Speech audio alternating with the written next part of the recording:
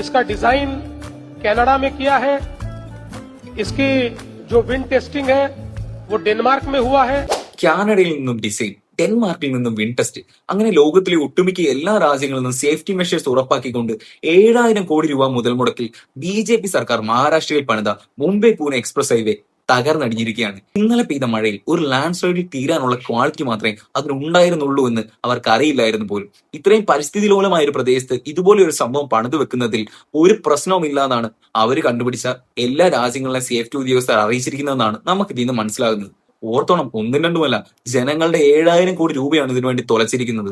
200 കോടി രൂപ മുതൽ മുടക്കിൽ നിർമ്മിച്ച കൊൽക്കത്തയിലെ ബ്രിഡ്ജൊക്കെ കുലുങ്ങാതെ ഇന്നും നിൽക്കുന്നുണ്ട്. അതേപോലെ മുല്ലപ്പെരിയാർ, ചെറിയ അറ്റകുറ്റപ്പണികൾ ഉണ്ടെന്ന് പറഞ്ഞാൽ പോലും ഒരു കുലുക്കവുമില്ലാതെ മുല്ലപ്പെരിയാർ ഇന്നും നിൽക്കുന്നുണ്ട്.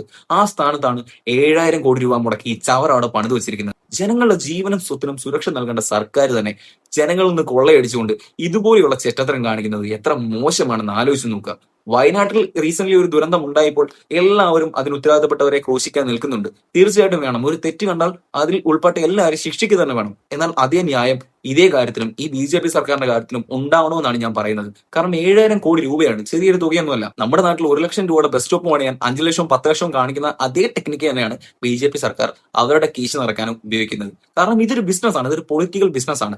സർക്കാരിന് പൈസ ഉണ്ടാക്കാൻ, BJPക്കാർക്ക് പൈസ ഉണ്ടാക്കാൻ പറ്റുന്ന ഏറ്റവും വലിയ പരിപാടി എന്ന് പറയുന്നത് ഇൻഫ്രാസ്ട്രക്ചർ ഡെവലപ്മെന്റ് ആണ്. കാരണം കോർപ്പറേറ്റുകൾക്ക് ടെൻഡർ കൊടുക്കാം, അവർക്ക് ഇഷ്ടമുള്ള കോർപ്പറേറ്റുകൾക്ക് ടെൻഡർ കൊടുക്കാം, ബഡ്ജറ്റ് പെരുപ്പിച്ച് കാണിക്കാം, ഇഷ്ടമുള്ള കോൺട്രാക്ടേഴ്സിന് വർക്ക് കൊടുക്കാം, സബ് ക്വാളിറ്റി ആയിട്ടുള്ള മെറ്റീരിയൽസ് യൂസ് ചെയ്യാം. ആരും ചോദ്യം ചെയ്യാൻ പോകുന്നില്ല എന്നുള്ള ധൈര്യത്തിൽ തന്നെയാണ് ഇത് ചെയ്യുന്നത്.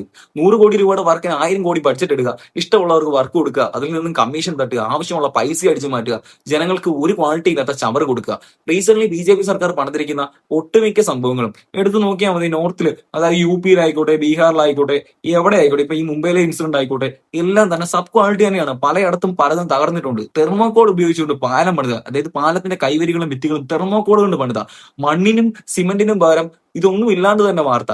അതേപോലെ തന്നെ പില്ലറിൽ കമ്പിക്ക് പകരം മരക്കഷ്ണങ്ങൾ കൊണ്ട് വാർത്ത.